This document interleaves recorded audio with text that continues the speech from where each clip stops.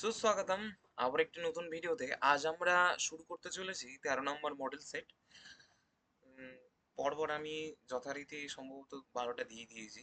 12 নম্বরে কিছু একটা প্রবলেম ছিল, আমি তোমাদের সাথে শেয়ার করেছি, তোমরা দেখে নিও। আমরা এখন 13 নম্বরে করবো একদম সম্পূর্ণ ডিটেলসে। চলো শুরু করা যাক। দেখো, প্রথম প্রশ্নের দিকে যাওয়া যাক।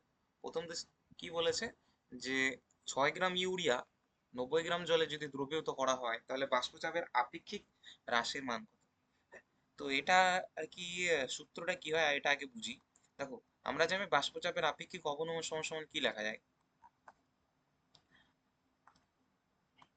P naught minus P divided by P not সমান সমান কাই টু, যেখানে কাই two is equal two N two divided by N one plus N two.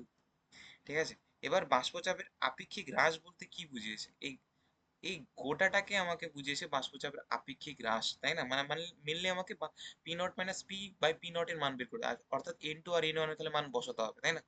তো এন টুর মান কি হয়, আমরা জানি W two divided by M two, W one divided by M one plus W two divided by M. চলো প্রত্যেকের মান বসাই। ডাব্লিউ টু মানে কি, এখানে বারবার বলেছি টু মানে দ্রাব্য, টু মানে দ্রাব্য আর ওয়ান মানে দ্রাবক। তো টু মানে যদি দ্রাব্য হয় তাহলে 6 গ্রাম হলো ইউরিয়া, তাহলে 6 গ্রাম হলো তার দ্রাব্য, তাই না? তার আণবিক ভর কত হয়, 60। তাহলে ডাব্লিউ ওয়ান কত হয়, 90 গ্রাম জলে, তাহলে 90 ডিভাইডেড বাই 80, মানে 18, সরি।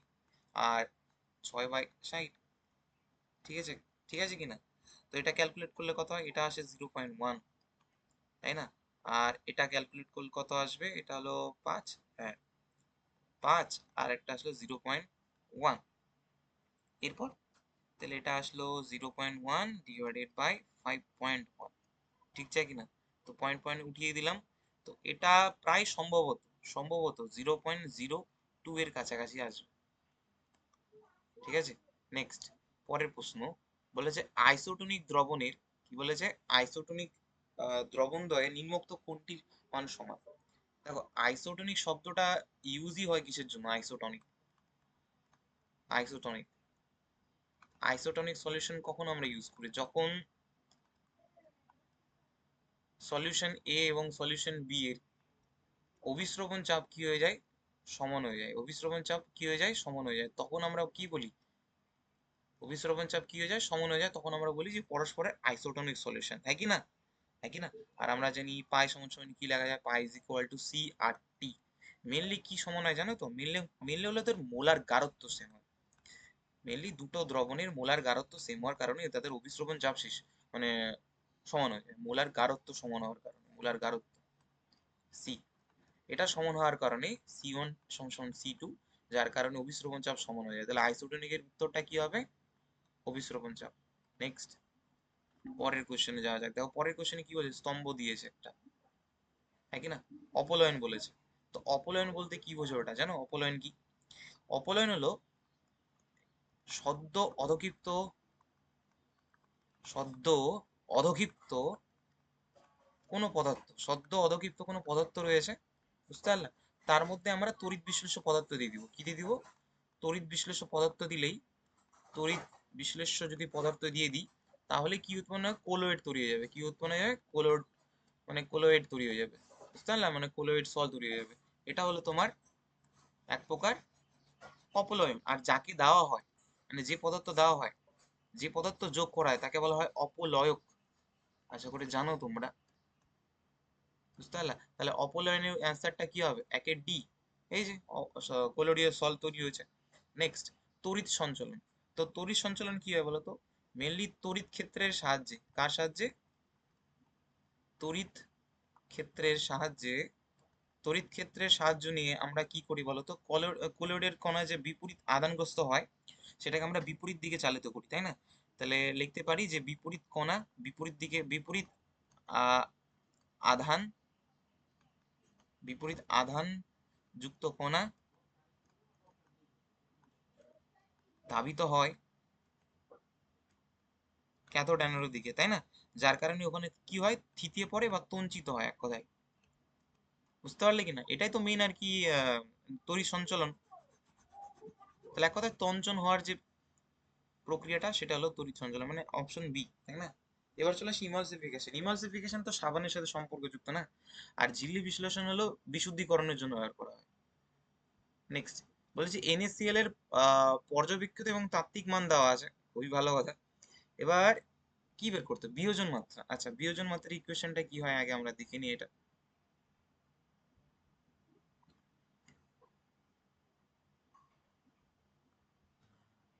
দেখো, বিয়োজন মাত্রার ইকুয়েশনটা হয় আলফা সমান সমান i-1 ডিভাইডেড বাই n-1, ঠিক না? এবার ভ্যান্টক গুণক আমরা কিভাবে বের করি, পরীক্ষালব্ধ মান, নিচে থাকে পরীক্ষালব্ধ মান, নিচে থেকে পরীক্ষালব্ধ মান, উপরে থাকে হলো তাত্ত্বিক মান, ঠিক আছে? তো এর মান আমাদের বের করতে হবে। তো 31.8টা হলো আমাদের, সরি, তাত্ত্বিক মানটা হলো তোমার, তাত্ত্বিক মানটা হলো কত, 58.5, আর পরীক্ষালব্ধ মান হলো 31.5, তাই না?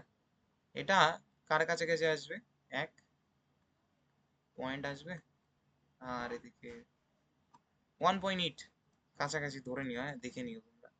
তাহলে আলফা সমান সমান আই এর মান আসলো 1.8 মাইনাস 1 ডিভাইডেড বাই এন, এনটা কি আসবে, NaCl, তাই না?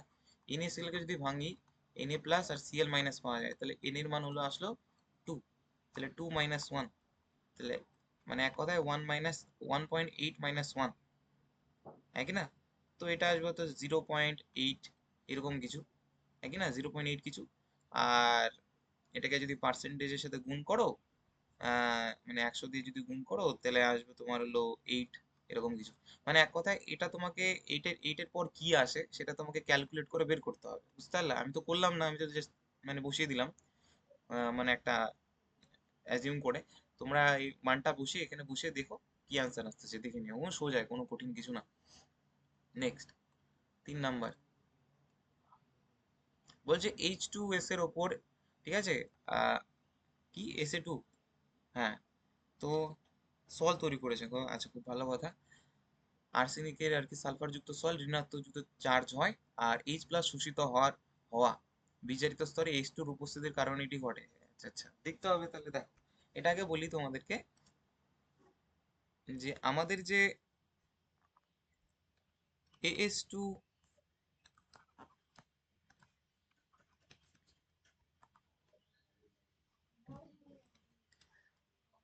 এটা এক প্রকার না অধাতব সল, অধাতব, কি সল, অধাতব সল, বুঝতে পারলে? আশা করি বুঝতে পারলাম, এটা এক প্রকার অধাতব সেল, ঠিক আছে, অধাতব সেল। এটা প্রস্তুত করার জন্য না আমাকে অতিরিক্ত অতিরিক্ত H2S চালনা করতে হয়।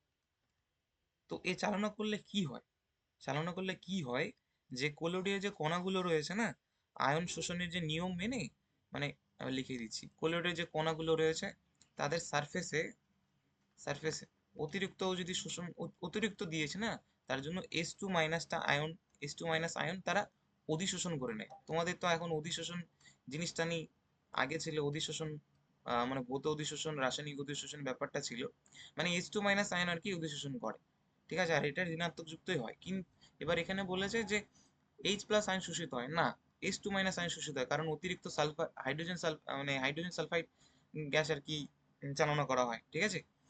আর একটা ঋণাত্মক যুক্ত চার্জ যুক্তই হয়, হ্যাঁ ঋণাত্মক যে চার্জ যুক্তই হয়, মানে প্রথম বক্তব্য সঠিক, বাট দ্বিতীয়টা ভুল এক কথায়, বুঝতে পারলে? তার সঠিক ব্যাখ্যাও না বলা যাবে, যে প্রথমটা সঠিক আরটা সঠিক নয়। নেক্সট, আদর্শ দ্রবণ। দেখো বেটা, আদর্শ দ্রবণের জন্য তোমাদেরকে বলে রাখি, আদর্শ দ্রবণটা হয় কিভাবে জানো? আমাদের আইডিয়াল যে সলিউশনটা হয়, আইডিয়াল সলিউশন মানে আদর্শ দ্রবণ, আদর্শ দ্রবণে কি জিনিসটা মোটামুটি আমি যদি বলি, মানে বিশুদ্ধ যে উপাদানগুলি রয়েছে, বিশুদ্ধ উপাদান, বিশুদ্ধ উপাদানের যে নিজস্ব আকর্ষণ, কিসের নিজস্ব আকর্ষণ, যেমন এখানে ধরো বিশুদ্ধ উপাদান দুটো নিয়ে তৈরি, আহ, তাদের মধ্যবর্তী আকর্ষণটা কি হবে, এ আর একটা হবে বি, বুঝতে পারলা? এদের আকর্ষণটা, আর যখন এদেরকে আমি মিশিয়ে দিব, ধরো মিশিয়ে দেওয়ার পর যে আকর্ষণটা হবে এটা সেম হবে, তখন এটা আইডিয়াল সলিউশন। তো আইডিয়াল সলিউশন এর ফলে কি কি হয়? আইডিয়াল সলিউশন ফলে এদের যে মিশ্রণের ফলে আয়তনের সংকোচন প্রসারণ ঘটে না, সংকোচন প্রসারণ ঘটে না, অর্থাৎ ডেল ভি মিক্সিং জিরো হয়, সংকোচন প্রসারণ ঘটে না, সংকোচন প্রসারণ ঘটে না, ডেল ভি মিক্সিং কি হয়? জিরো হয়। নেক্সট কি হয়? এদের যে বিক্রিয়াটা স্বতঃস্ফূর্ত বিক্রিয়া হয়, স্বতঃস্ফূর্ত, সবসময় স্বতঃস্ফূর্ত, তাহলে স্বতঃস্ফূর্ত যদি যখন হবে তো এদের ডেল এস মানে এন্ট্রপির মান কি হবে? স্বতঃস্ফূর্ত জিরো না? কানে করে মারো, জিরো কেন হবে? স্বতঃস্ফূর্ত হবে না তো, গ্রেটার দেন জিরো হবে। নেক্সট 3 নাম্বার, 3 নাম্বার কি? এদের গিভস ফ্রি এনার্জি সবসময় কি হবে? লেস দেন, মানে গিভস ফ্রি এনার্জি নেগেটিভ হলেই তো স্বতঃস্ফূর্ত হয়, ক্লাস আমরা 11-এ পড়েছি, তাই না? নেক্সট কত নম্বর আছে? আচ্ছা, purple of Cassius. Purple of Cassius এর মাধ্যমে কি হয় জানো? এটা যদি জানো তাহলেই তো ব্যাপারটা উত্তরটা হয়ে যায়। পার্পল অফ ক্যাসিয়াস এর মাধ্যমে আমরা মেনলি মূলত মূলত মূলত সোনার গুণগত মান চেক করি। সোনার গুণগত মান, সোনার গুণগত মান আর কি শনাক্তকরণ করা হয়, গুণগত মান টেস্ট করা হয়। তো সোনা বলতে তোমার অরেট, এই যে গোল্ড, তাহলে এইউ গোলোডীয় মানে কোলোডীয় সলই হবে। বা তা আর যদি আরো ভালো করে বলা যায় তাহলে লিখতে পারো যে গোল্ড যে ক্লোরাইড আছে মানে AuCl3 আছে, এর মধ্যে যে স্ট্যানাস ক্লোরাইড দিয়ে দিই, কি দিয়ে দিই? স্ট্যানাস ক্লোরাইড, তাহলেই আর কি গোল্ডটা মানে জারিত হয়ে মানে কোলোডীয় কণায় উৎপন্ন হয়, তার সাথে সাথে উৎপন্ন হয় SnO2 এবং উৎপন্ন হয় Au। তো এটা হলো পার্পল অফ ক্যাসিয়াস, মানে মেনলি সোনার গুণগত মান চেক করার জন্য। নেক্সট পরের কোশ্চেন দেখো, তঞ্চনের মান দিয়েছে আর তঞ্চন ক্ষমতা। আচ্ছা, তঞ্চনের মান আর তঞ্চন ক্ষমতার মধ্যে রয়েছে হলো ব্যস্তানুপাতিক সম্পর্ক।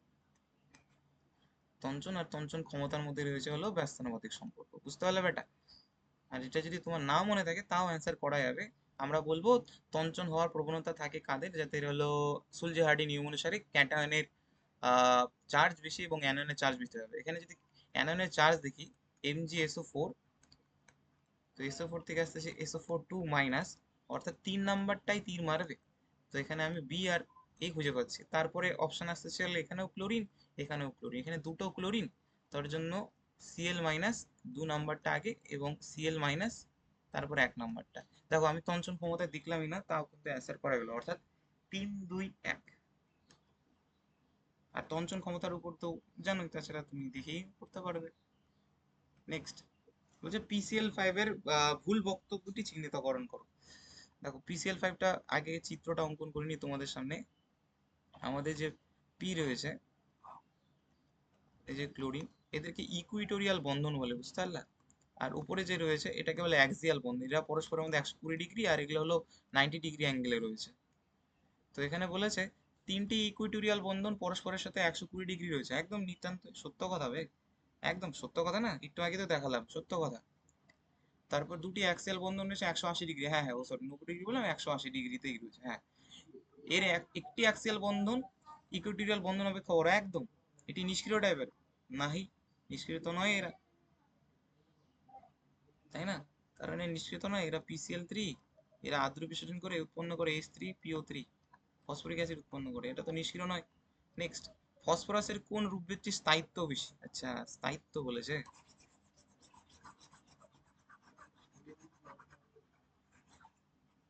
চলো চলো স্থায়িত্বের ব্যাপারটা তোমাদেরকে আগে বলি, কিন্তু তার আগে তোমাদেরকে জানতে হবে বিষয়টা। এই যে প্রত্যেকটারই গঠন হলো P4 হয়, তাই না? P4।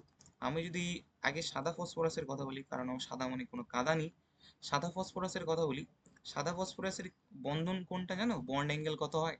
বন্ড অ্যাঙ্গেল হয় 60 ডিগ্রি, যার কারণে এদের কনিক মানে অ্যাঙ্গেল স্ট্রেনটা খুব, কনিক টান বলতেছিলাম, মানে অ্যাঙ্গেল স্ট্রেনটা খুব বেশি হয়। অ্যাঙ্গেল স্ট্রেনটা কি হয়? খুব বেশি হয়, খুব বেশি হয়। তার জন্য এরা বায়ুর সংস্পর্শে আসা মাত্রই এরা কি হয়? জ্বলে ওঠে। এরা খুবই সক্রিয় টাইপের হয়, সক্রিয় হয়। আর যাদের যাদের সক্রিয়তা বেশি তাদের স্থায়িত্ব কম, কারণ সক্রিয় না, যাদের সাথে বিক্রিয়া করতে হয়, তারা স্থায়িত্ব না তো, স্টেবল না, স্থায়িত্ব কম, স্থায়িত্ব কি খুবই কম। তাহলে সেক্ষেত্রে সাদাটা সব থেকে কম হবে, তাহলে উত্তর আমি পেয়ে গেলাম।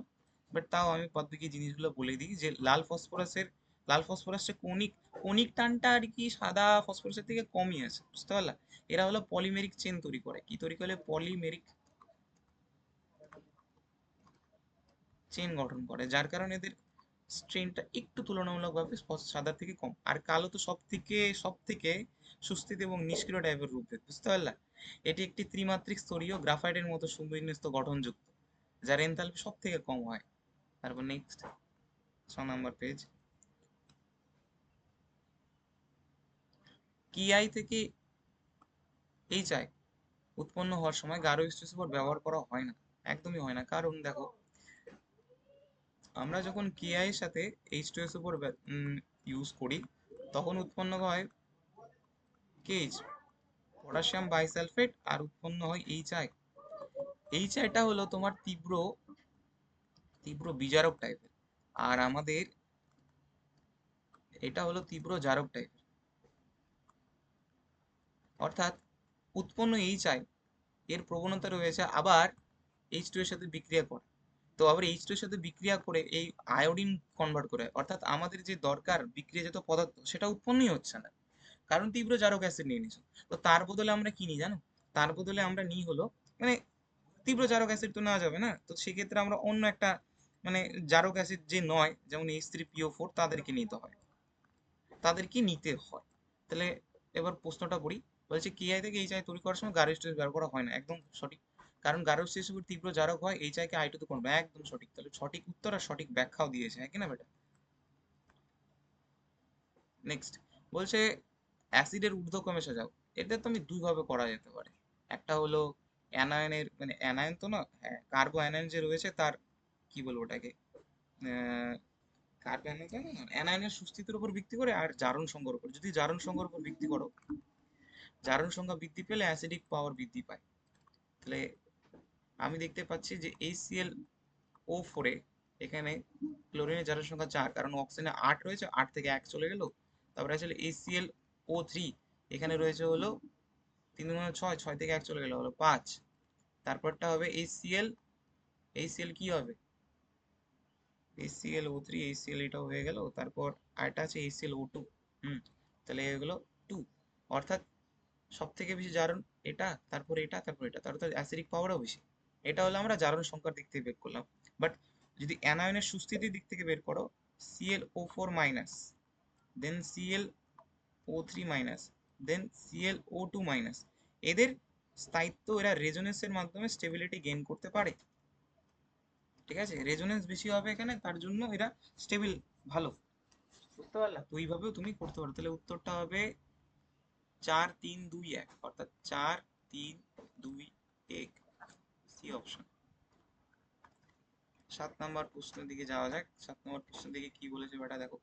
বলে 16 নম্বর যে গ্রুপের অক্সিজেনের ইলেকট্রন গ্রহণ এনথালপি মান খুব কম ঋণাত্মক হয় এবং তড়িৎ ঋণাত্মক সব থেকে বেশি, মান সবচেয়ে বেশি হয়। এবার তোমাদেরকে একটু বলি, কি বলবো আর, এটা তো জানার কথা। আমাদের যে অক্সিজেন রয়েছে, ঠিক আছে, এই অক্সিজেনটা 16 নম্বর গ্রুপে আছে। আর এই 16 নম্বর গ্রুপে থাকার কারণে বাইরের কক্ষে 2টা ইলেকট্রন হলেই ওদের যে স্টেবিলিটি হওয়ার প্রবণতা সেটা বেড়ে যায়। কিন্তু একটা জিনিস মানতে হবে, আমাদের যে ফ্লোরিন বাবু আছে, ফ্লোরিন বাবুর পরেই কিন্তু অক্সিজেন, ফ্লোরিন বাবুর পরেই অক্সিজেন কি, ফ্লোরিন বাবুর পরেই কিন্তু অক্সিজেনের সব থেকে বেশি কি, তড়িৎ ঋণাত্মক। ফ্লোরিন বাবুর পরেই কিন্তু সব থেকে বেশি, মানে বলতে বলা যেতে পারে যে দ্বিতীয় তড়িৎ ঋণাত্মক মৌল, তড়িৎ ঋণাত্মক মৌল, তাই না? তড়িৎ ঋণাত্মক। এবার অক্সিজেন যদি ইলেকট্রন বিন্যাস দেখা যায় 2s 2p, অর্থাৎ 2p রয়েছে, 2pর সাইজটা কম। আর এখানে ইলেকট্রন ইলেকট্রন থাকার কারণে ইলেকট্রনের ঘনত্বটা গিয়েছে বেড়ে, তাই না? ইলেকট্রন ঘনত্ব বেড়ে গেছে কিনা, কারণ আরে ভাই ইলেকট্রন জায়গায় তো কম না, তো ইলেকট্রন ঘনত্বটা ডেন্সিটা একটু বেশি, একটু বেশি, একটু বেশি, তো তার কারণে ইলেকট্রন এখানে প্রবেশ করতে চায় না। তার জন্য অক্সিজেন আর সালফারের মধ্যে সালফারের যে ইলেকট্রোনেগেটিভিটি একটু বেশি, ইলেকট্রন গ্রহণ এনথালপিটা একটু বেশি, আর এটার কম। তাহলে একদম সঠিক যে অক্সিজেনের ইলেকট্রন গ্রহণ এনথালপি কম ঋণাত্মক, একদম একদম কম ঋণাত্মক। সালফারেরটা একটু বেশি ঋণাত্মক, কারণ সালফারের রয়েছে 3p অরবিটাল, ইলেকট্রন প্রবেশ করতে চাইবে, ইলেকট্রন ঘনত্ব কম। আরেকটা জিনিস বলতে পারি যে যেহেতু অক্সিজেনের টুপি রয়েছে, ওরা পি পাই ব্যাক বন্ডিং করে, বুঝতে পারলা? আর সালফারের যদি যাই, সালফারটা হলো ডি ডি ইলেকট্রন চলে আসে, তাহলে ডি পাই ব্যাক বন্ডিং করে। তো যার জন্য এটা ধরা যেতে পারে। তো একদম সঠিক ব্যাখ্যা দিয়েছে, মানে প্রথমটা সঠিক, দ্বিতীয়টাও সঠিক আর কি। সব ব্যাখ্যা তো বলবো না, মানে সঠিক আর কি বক্তব্য দিয়েছে। নেক্সট পরের প্রশ্ন যাওয়া যাক। ফ্লুরিনে একটি নমুনা এইচএফ আছে, তো এইচএফ অপসারণ করবো কিভাবে? আরে ভাই, এটা খুবই সোজা নাল্লা টাইপের কোশ্চেন। দেখ, ফ্লুরিনের মধ্যে রয়েছে এনএফ। আমরা ফ্লুরিনের মধ্যে এনএফ দিয়ে আহ, যদি এইচএফ থাকে, তো এইচএফ এর সাথে এরা বিক্রিয়া করে কি উৎপন্ন করে? NaHF2, অর্থাৎ সোডিয়াম হাইড্রোজেন ফ্লোরাইড। বা তুমি এটাকে এইভাবে লিখতে পারো, সুবিধাজনক হবে। কারণ কেন হয় সেটাও এর মধ্যেই বোঝা যায়। হ্যাঁ, কিসের জন্য হয় এবার বুঝতে পেরেছো তো? হাইড্রোজেন বন্ডিং বেটা। তো হাইড্রোজেন বন্ডিং প্রবণতা থাকে, তার জন্য আমরা এনএফ নিব। তো এইচএফ এর সাথে এই যৌগটা তৈরি করবে এবং এইচএফ কে আমরা অপসারিত করতে পারবো ফ্লুরিনের নমুনা থেকে। আর ফ্লুরিন আর কি বিক্রিয়া করে না, এই বিক্রিয়ায় অংশগ্রহণ করে না, ঠিক আছে? বিশুদ্ধ অবস্থায় বেরিয়ে যায়। আবহাওয়ার পূর্বাভাস সংক্রান্ত গবেষণায় আমরা হিলিয়ামের পরিবর্তে হাইড্রোজেনের পরিবর্তে হিলিয়াম কেন ব্যবহার করি? দেখো বেটা, হাইড্রোজেন আমরা আমি জানি যে ঘনত্বর দিক থেকে, ডেনসিটির দিক থেকে এ খুবই হালকা টাইপের, বুঝতে পারতো? খুবই হালকা, তো এদেরকেই নেওয়া উচিত। কিন্তু কথাটা হলো, এরা হলো না তীব্র দাহ্য টাইপের হয়। দাহ্য মানে বুঝো তো? অক্সিজেনের সংস্পর্শে এবং একটু স্ফুলিঙ্গ হলেই আর কি মানে জ্বলে ওঠে। তো এটা একটা ঘটনাও রয়েছে, আমার মনে আছে কি তোমাদের, ঘটনা কি জানি না, হিন্ডেনবার্গের একটা দুর্ঘটনা ঘটেছে। আচ্ছা যাই হোক, তোমরা জানো না দুর্ঘটনা, তোমরা যদি সময় পাই পড়ে নিও হিন্ডেনবার্গের দুর্ঘটনা। তার জন্য আমরা হাইড্রোজেনকে ব্যবহার করি না, হিলিয়ামকে ব্যবহার করে, কারণ এটা নিষ্ক্রিয় টাইপের এবং অদাহ্য। ঠিক আছে, নেক্সট। ইলেকট্রোফিলিক প্রতিস্থাপন বিক্রিয়া অ্যারাইল হ্যালাইড বেঞ্জিন অপেক্ষা খুবই সক্রিয় হয়। এটা একটু তোমাদের ডিসকাস করতে হবে, চলে নিচে ডিসকাস করে দিই। দেখো, হ্যালোজেন পরমাণু, কি পরমাণু? হ্যালোজেন পরমাণু। ধরো আয়োডিন নিতে পারো, ক্লোরিন নিতে পারো, যে কোনো তোমার ইচ্ছা। এই হ্যালোজেন পরমাণু কি হয়, এদের তড়িৎ ঋণাত্মকতা কি হয় বেশি? তড়িৎ কি বেশি? তড়িৎ ঋণাত্মকতা বেশি। এখন তড়িৎ ঋণাত্মকতা বেশি হওয়ার কারণে এক কথায় বলতে পারি এটা মাইনাস আই ইফেক্ট হিসেবে কাজ করে, ঠিক আছে? আর মাইনাস আই এফেক্ট কাজ করলে কি করবে বলো তো? বেনজিন বলয়ের যে ইলেকট্রন ডেন্সিটি রয়েছে, ইলেকট্রন ডেন্সিটি কি হবে? ইলেকট্রন ডেন্সিটি কি করে দিবে? কমিয়ে দিবে। ইলেকট্রন ডেন্সিটি যদি কমিয়ে দেয়, তাও আর কি বেনজিন বলয়ের মধ্যে তো প্লাস আর ইফেক্ট দেখা যায়, তাই না? হ্যাঁ কি না? কিন্তু যে মাইনাস আই, এই প্রভাবটা অত্যন্ত শক্তিশালী প্লাস আর এফেক্টের থেকে। তার জন্যই অ্যারাইল হ্যালাইড,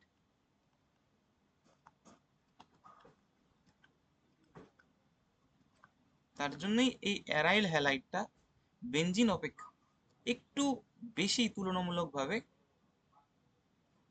সাবস্টিটিউশন রিয়াকশন করে, ঠিক আছে? বুঝতে পারলা ব্যাপারটা? আর পরের ক্ষেত্রে যদি যাও, অ্যারাইল হ্যালাইড অ্যালকিল হ্যালাইড অপেক্ষা নিউক্লিওফিলিক প্রতিস্থাপন বিক্রিয়া সক্রিয়। না না না না, এটা তো না, একদমই নয়। কারণ হ্যালোজেন যখন যুক্ত থাকে তখন ওটা হলো sp2 হাইব্রিডাইজ থাকে, ঠিক আছে? তারপর আরো অনেক কারণ আছে, তার মধ্যে যেগুলো যেগুলো আমি বলছি সেগুলো মেনলি যে কি বলবো, ওটাকে অ্যালকিল হ্যালাইডের থেকে কম সক্রিয়, বুঝতে পারলা? অ্যারাইল হ্যালাইড সাধারণত নিউক্লিওফিলিক বিক্রিয়া নিতে অংশগ্রহণ করতেই চায় না, অ্যালকিল হ্যালাইড থেকে খুবই কম সক্রিয়। কারণ কি কেন বলতে পারি, যে sp2 হাইব্রিডাইজড আছে, হ্যালোজেন যুক্ত কার্বনটি sp2 হাইব্রিডাইজড আছে। তারপর হ্যালোজেন যখন লোন পেয়ার বেঞ্জিনের সাথে রিয়াকশন করে, তখন এক কথায় দ্বিবন্ধন চরিত্র আসে, দ্বিবন্ধন আসে, আর রেজোনেন্স করে দ্বিবন্ধনের কারণে, তাই না? তো এই কারণেই ব্যাপারটা দাঁড়ালো আমাদের যে বিবৃতি ওয়ানটা সঠিক কিন্তু দ্বিতীয়টা মিথ্যে, ঠিক আছে? 9 নম্বর। বাহ, বলেছে কোনটি সহজে নিউক্লিওফিলিক প্রতিস্থাপন বিক্রিয়ায় অংশগ্রহণ করতে পারবে? এটা কে বলতে পারবে এটা কেন বললাম? একটু আগে আমরা বললাম যে মাইনাস আই এফেক্টটা ভারী পড়ে প্লাস আর এফেক্টের কারণে, ঠিক আছে? এখানে আমাদের NO2 গ্রুপটা, ঠিক আছে, রয়েছে প্যারা পজিশনে। তো প্যারা পজিশন থাকার ফলে কি হয়েছে? তো হচ্ছেটাই কি, প্যারা পজিশনে থাকার ফলে কি হয়েছে বলতো, ঋণাত্মক আধানটি রেজোনেন্সের মাধ্যমে প্যারা পজিশনে আসার কারণে অতিরিক্ত স্টেবিলিটি গেইন করতে পারবে। বুঝতে পারলা? তো যার কারণে এখানে এখানে নিউক্লিওফিলিক প্রতিস্থাপন বিক্রিয়াটাও খুব অতি দ্রুত হবে। তো তার জন্য কিন্তু মেটা পজিশনে থাকার কারণে এটা হতো না। তো তার জন্য এটা হয়নি। তারপর নেক্সট SN1, আরে বেটা এটা তো খুবই, দেখো SN2 বিক্রিয়াটা কেমন হয়।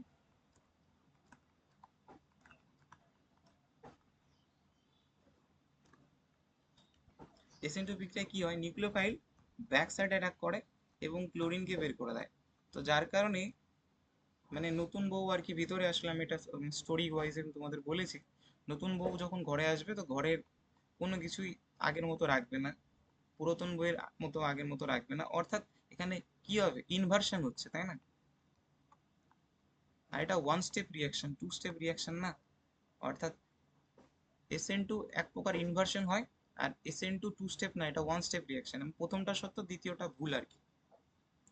ব্যাখ্যার তো ব্যাপার ব্যাপার বিষয় না এটা, তাই কি না? এটা ব্যাখ্যা তো একদমই না, ব্যাখ্যা তো হচ্ছে না এটা। কেন হয় না সেটা দিতে মানে প্রথমটা সঠিক দ্বিতীয়টা ভুল। 10 নম্বর।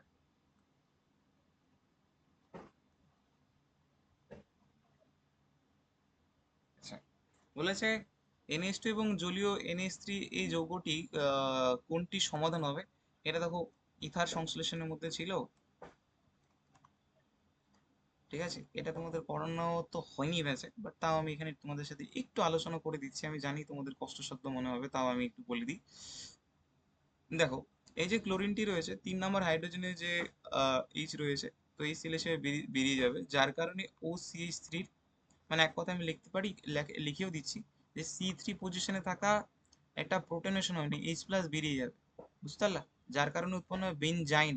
কি উৎপন্ন হবে? বেনজাইন। সেই বেনজাইনটাই আমি এখানে আঁকছি, OCH3 এমন। একে না বেটা, এখান থেকে বেনজাইন বেরিয়ে চলে গেল। তো তারপর আর কি NH2 কোথায় আক্রমণ করবে? এই পজিশনে। তাহলে প্রোডাক্টটা দাঁড়ালো আমাদের বি। এটা হলো সব থেকে মুখ্য প্রোডাক্টের কথা বললাম বেটা। DDT, এটা POP বলা হয় কেন? কারণ এটা পরিবেশ দ্বারা নষ্ট হয় না।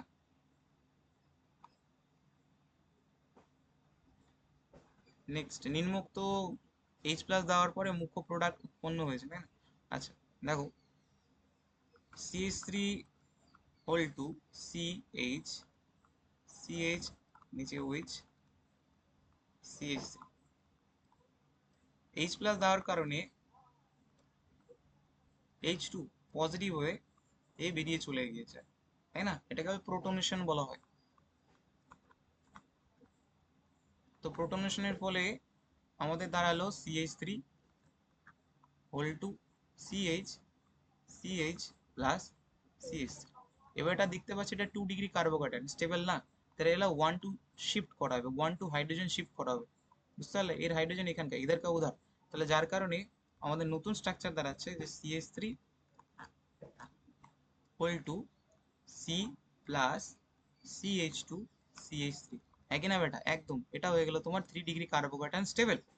এবার এর মধ্যে যদি আমি, এটা মুখ্য হয়ে গেল, এরপর এর মধ্যে যদি আমি HBr দিই, কিন্তু কথাটা হলো HBr দেওয়ার ফলে দিয়ে দেবো বলেছে H2O2, মানে অ্যান্টি মার্কনিক। অ্যান্টি মার্কনিক হবে কি বলেছে, যার মধ্যে হাইড্রোজেন সংখ্যা বেশি আছে সেখানে হাইড্রোজেন ঢোকার কথা, বাট সেখানে কি ঢুকবে? ব্রোমিন ঢুকবে। তাহলে আমি যদি এই কার্বন আর এই কার্বনের কথা ধরি, তো এখানে হাইড্রোজেন ঢোকার কথা বাট ব্রোমিন ঢুকবে। ব্রোমিনটা কি করবে? একটা হাইড্রোজেনের সাথে বিক্রিয়া করে HBr হিসেবে বেরিয়ে চলে যাবে। তাহলে একটা হাইড্রোজেন পড়ে থাকবে, আর পাশে থাকবে CH3। আর এই কার্বনে এন্টার হবে আমাদের কি? হাইড্রোজেন। তাহলে আমাদের প্রোডাক্টটা দাঁড়ালো CH3 হোল টু, আর এখানে চলে আসবে একটা ডবল বন্ড, তাই না? ডবল বন্ড তো না, কিছু একটা মনে হচ্ছে,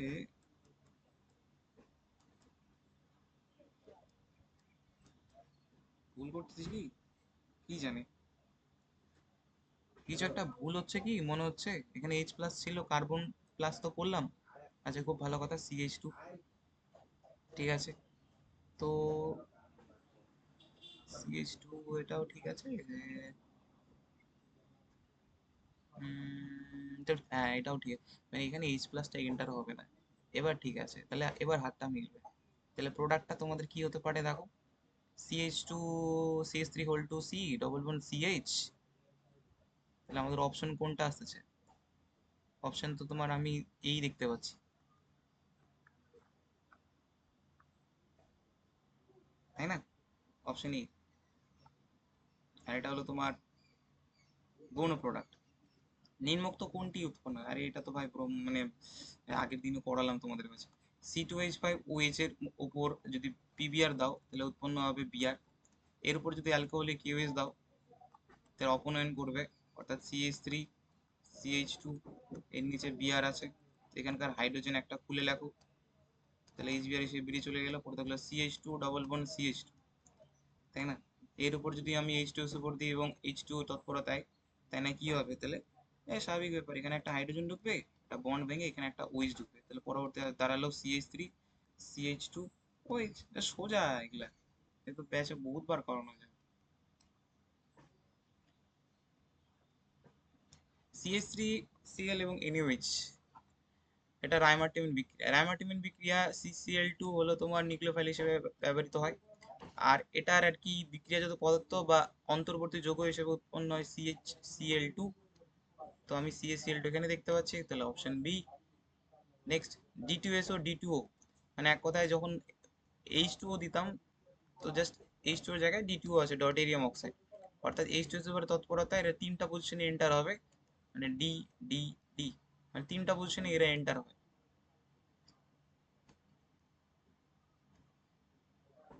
নেক্সট, উইলিয়ামসন ইথার সংশ্লেষণ, এটা এক প্রকার কি বিক্রিয়া?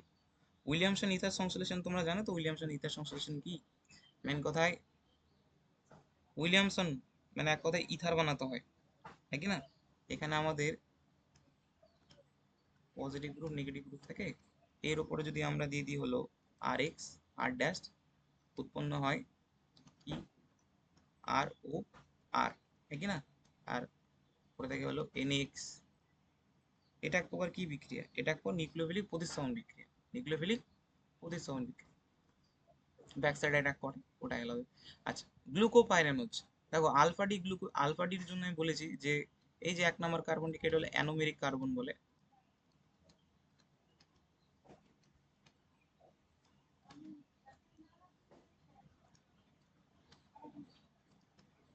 এই অ্যানোমেরিক কার্বনের হাইড্রোজেনটা যদি উপরের দিকে থাকে দেন ওটা আলফা, আর হাইড্রোজেনটা যদি নিচের দিকে থাকে দেন ওটা বিটা, তাহলে অপশন হবে বি।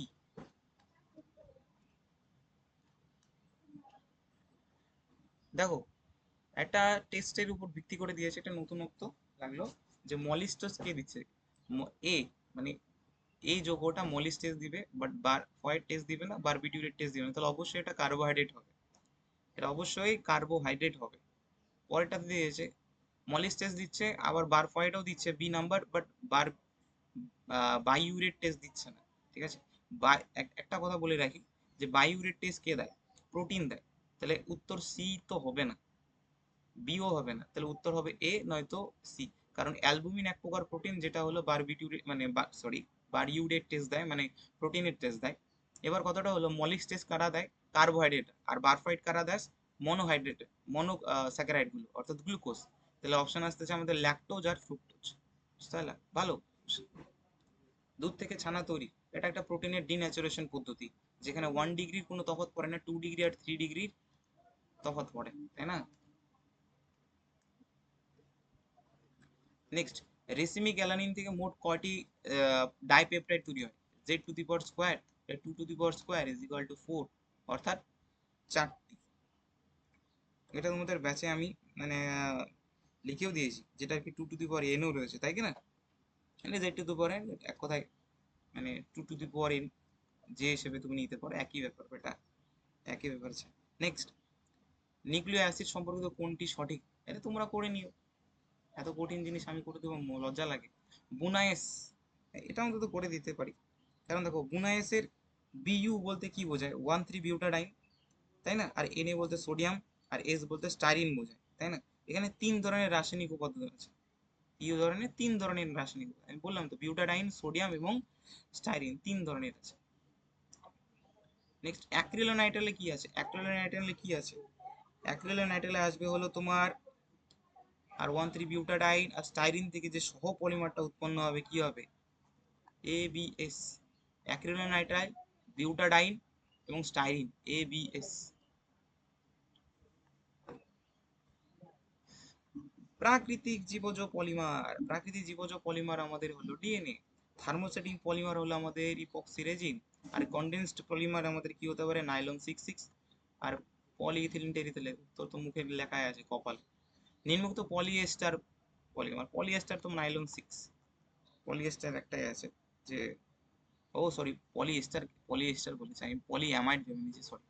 পলিয়েস্টার তো তোমার এই যে টেরিলিন, সরি। আর এটা হতো না, নাইলন 66, সরি। নাইলন 66 হলো তোমার পলিঅ্যামাইড টাইপের। ওকে দেন,